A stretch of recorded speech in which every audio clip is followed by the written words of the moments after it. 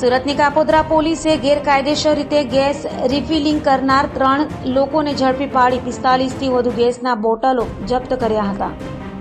સુરતમાં ગેરકાયદે ગેસ રિફિલિંગનો ધીકતો ધંધો થઈ રહ્યો છે, ત્યારે કાપોદ્રા પોલીસને આ મામલે મોટી સફળતા મળી હતી। ગેસ રિફિલિંગ કરતા 13 જેટલા દુકાનદારોને ઝડપી પડ્યા હતા। કાપોદ્રા પોલીસે 13 દુકાનોમાં દરોડા પાડી દુકાનદારોને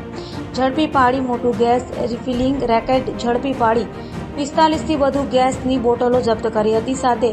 ગેસ રિફિલિંગ માટે વાપરવામાં આવતી વસ્તુઓ પણ કબજે કરાઈ હતી।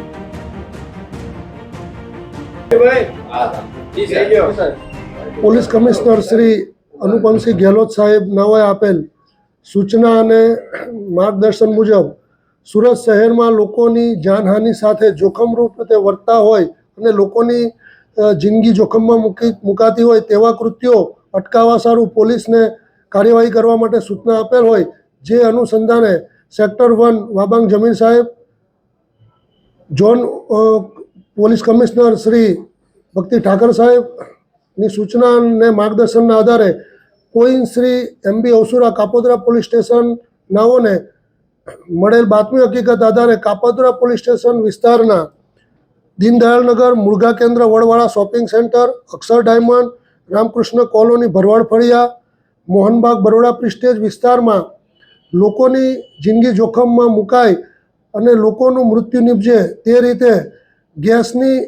મોટી બોટલોમાંથી નાની બોટલો રિફિલિંગ કરી અને તેનું વેચાણ કરતા હોય તેવી અલગ અલગ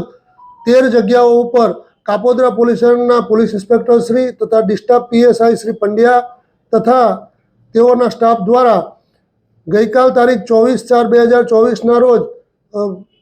કાર્યવાહી કરી અલગ અલગ કુલ 13 ગુનાઓ રજીસ્ટર કરવામાં આવેલ છે અને આ ગુનાના કામે કુલ મોટી બોટલ 41 તથા રિફિલિંગ કરવાના સાધનો તથા અન્ય ચીજ વસ્તુઓ તપાસના કામે કબજે લેવામાં આવેલ છે। આ ગુનાની MO મુજબ આ જે લોકો છે એ અન્ય લોકોને મોટી ગેસની બોટલોમાંથી નાની ગેસની બોટલો રિફિલિંગ કરીને ભરી આપતા હોય છે અને બિલકુલ કોઈ પણ રીતે લોકોની જિંદગી જોખમમાં મુકાય અને પોતાની જિંદગી પણ જોખમમાં મુકાય તે રીતે વર્તતા હોય કાપોદ્રા પોલીસ સ્ટેશન દ્વારા ઇનિશિયેટિવ કાર્યવાહી કરવામાં આવેલ છે, જે સરાહનીય છે।